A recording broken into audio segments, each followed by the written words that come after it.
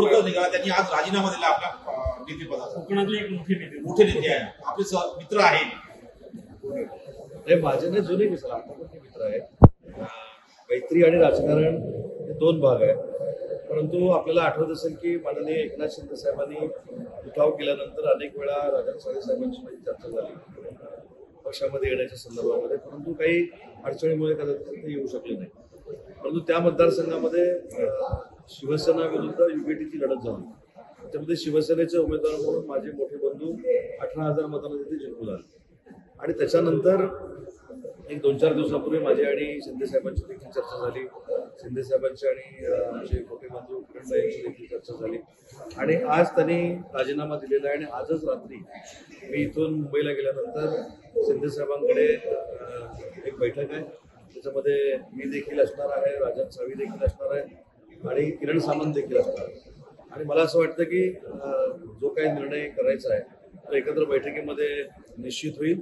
आणि सगळ्यात महत्त्वाची बाब आहे म्हणजे राजन साळवींनी पक्षात येऊ नये म्हणून सामंतांनी खोडा घातला, ह्या ज्या काही बातम्या येत होत्या त्या अतिशय चुकीच्या होत्या. मी तुम्हाला गेले 10 दिवस सांगतोय की या महाराष्ट्रातले 8 ते 10 माझे आमदार आणि शिवसेनेचे उमेदवार हे एकनाथ शिंदे साहेबांचं नेतृत्व स्वीकारणार, त्याच्यातलाच हा भाग आहे. आणि म्हणून मला असं वाटतं की आज रात्री ही बैठक होणार आहे शिंदे साहेबांच्या समवेत. आणि शिंदे साहेबांच्या समवेत बैठक झाल्यानंतर राजन साळवींची पुढची भूमिका काय राहणार आहे, कशा पद्धतीनं त्यांना सामावून घ्यायला पाहिजे, काय काय करायला पाहिजे या संदर्भात आम्ही सगळी चर्चा करू. आणि त्याच्यानंतर राजन साळवी जर पक्षामध्ये आले त्याच्यामध्ये कोणाचंही दुमत असण्याचं काही त्यांचा पक्षप्रवेश मुंबईत होणार की कोकणात करायचा विचार. 15 तारखेला ऑलरेडी फार मोठा एक मेळावा सभा ही माननीय एकनाथ शिंदे साहेबांची रत्नागिरीमध्ये होते. हजारो शिवसैनिक त्याला उपस्थित राहतील. त्या ठिकाणी देखील अगोदरच ठरलेलं आहे काही माजी आमदार, काही माजी जिल्हा परिषदेचे अध्यक्ष, काही पदाधिकारी, काही संपर्क प्रमुख हे देखील एकनाथ शिंदे साहेबांचं नेतृत्व स्वीकारणार आहे. आणि त्याच्या अगोदर उद्या राजन साळवींचा प्रवेश होऊ शकतो. पण मला असं वाटतं की तो मेळावा जो आहे, ती सभा जी आहे ती ऑलरेडी अगोदरच ठरलेली आहे. आणि राजन साळवींचा प्रवेश आज राजीनामा दिल्यानंतर आज रात्री बैठक होईल. आणि उद्या नक्की किती वाजता प्रवेश करायचा, काय करायचा या संदर्भामध्ये किंवा परवा करायचा या संदर्भामध्ये उद्या पत्रकार परिषद सकाळी होईल. साहेब, एक प्रश्न असा आहे की खूप तिथे चर्चा होते कोकणात की जुनं जे समीकरण आहे त्यामुळे सावंत बंधू आणि राजन साळवी यांच्यामध्ये 36चा आकडा आहे आणि त्यामुळे तुमचा विरोध असू शकतो अशा चर्चा रंगवल्या. नाही, असू शकतो, विरोध असू शकतो. पण मीच सांगणारा होतो 10 दिवसापूर्वी की महाराष्ट्रातले अनेक माजी आमदार हे माननीय एकनाथ शिंदे साहेबांचं नेतृत्व स्वीकारणार आहे. त्याची सुरुवात कदाचित उद्या होत असेल. ऑपरेशन टायगरच्या संदर्भात खूप चर्चा सुरू आहे आमदार दिल्लीमध्ये. कालच्याही कार्यक्रमामध्ये काही खासदार आणि आमदार पाहायला मिळाले. ते ऑपरेशन टायगरचे पार्ट आहेत. काल शिंदे साहेबांचा जो गौरव झाला, मला असं वाटतं की महाराष्ट्रामध्ये त्यांनी जे काम मुख्यमंत्री म्हणून केलेलं होतं त्यांचा तो गौरव होता. जरी एखाद्या संस्थेने केलेला गौरव असला तरी त्यांच्या केलेल्या कामाची ती पोचपावती होती. आणि ज्यांना ज्यांना त्यांचं काम भावलं होतं, आवडलं होतं, ते काल सगळे उपस्थित होते. त्याच्यामध्ये कोण कोण होते, काय होते तुम्हाला देखील माहिती आहेत, मला देखील माहिती आहे. आता कधी उद्या सकाळी असं होऊ शकतं की ते महाविकास आघाडीचे नेते शरद पवार साहेब उपस्थित आहेत म्हणून तिथे उपस्थित होते असं देखील कोण सांगू शकतात. पण ज्यांना ज्यांना एकनाथ शिंदे साहेब आवडतात, ज्यांनी ज्यांनी एकनाथ शिंदे साहेबांचं काम बघितलेलं आहे, भविष्यामध्ये ज्यांना ज्यांना एकनाथ शिंदे साहेबांच्या नेतृत्वावर विश्वास ठेवायचा आहे कदाचित ते सगळे उपस्थित होते असतात.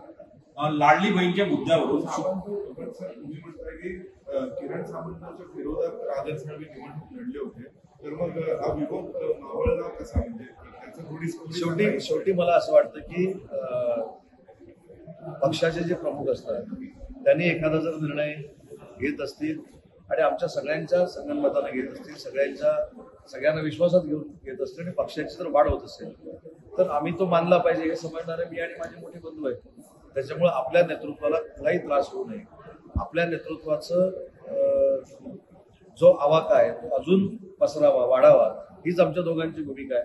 आणि आम्ही शिवसेना म्हणून काम करतो, शिवसेनेच्या धनुष्यबाणावर निवडून आलेलो आहे. मला असं वाटतं की या सगळ्या प्रवेशांनी म्हणजे 15 तारखेला विशेषतः होणारे जे प्रवेश आहेत आणि राजन साळवींचा विषय असेल त्याच्यामध्ये सगळ्यांनी आम्ही जर एक दिलानं काम केलं तर तर रत्नागिरीची जिल्हा परिषद ही 100% त्याच्यावर भगवा फडके आणि महायुतीचा प्रभाव. काय वाटतं, ज्या पद्धतीनं घडामोडी सुरू झाल्या सकाळपासून, काय वाटतं पवार विरुद्ध ठाकरे असा वाद पाहायला मिळतो, यावरून महाविकास आघाडीमध्ये काहीतरी धुसफूस आहे, त्याच्यामध्ये खिंडी पडलेली आहे, त्यांची उघाडणी होणार अशी परिस्थिती आहे वाटते का तुम्हाला? तुम्ही आज पवारांची भेट घेणार या पार्श्वभूमीवर काल साहेबांनी मी आणि माझे सहकारी खासदार नरेश म्हस्के साहेब 5:45 वाजता शरद पवार साहेबांची भेट घेणार जो नक्की आहे, आणि ते लपून कशाला ठेवायला पाहिजे. साहेबांना भेटणं, साहेबांची राजकीय कारकीर्द ही 56 वर्षाची आहे.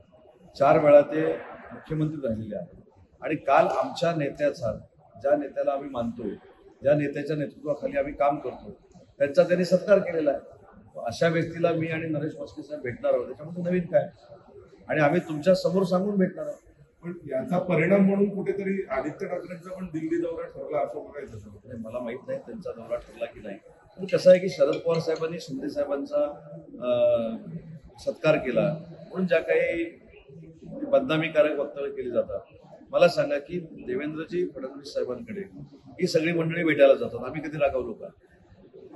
देवेंद्रजी फडणवीस साहेबांना एकतर तुम्ही राहाल नाहीतर मी राहील अशी भाषा वापरणारे देवेंद्रजींनाच भेटायला जातात.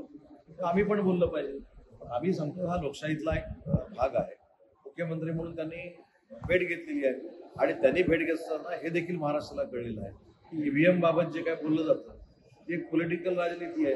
मुख्यमंत्री कामं करतील किंवा मुख्यमंत्री आपल्याला न्याय देतील अशा भावनेतनं ज्यावेळी लोक भेटत असतात त्यावेळी त्या मुख्यमंत्र्याला मानलंय, मुख्यमंत्री तेच आहे. तुम्ही भेटण्याचं कारण काय आहे?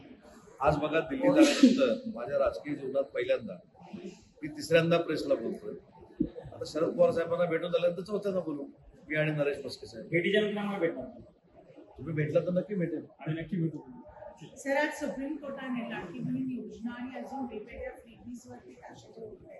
हे पहिल्यांदाच नाहीये सर्वोच्च न्यायालयाने खास करून लाडकी बहीण योजनाचं हे केलंय, पण अशा मल्टिपल टाइम्स केलं आणि सांगितलंय हे देशाच्या विकासासाठी कुठे ना कुठे चुकीचं आहे, तुम्ही जनतेला आणली त्यामुळे. ते सुप्रीम कोर्टानं काय आपलं मत नोंदवलेलं आहे किंवा काय म्हटलेलं आहे याचा अभ्यास न करता बोलणं हे सुप्रीम कोर्टाच्या निर्णयावर किंवा त्या वक्तव्यावर किंवा त्या मतावर अभ्यास करूनच बोललेलं योग्य. धन्यवाद सर.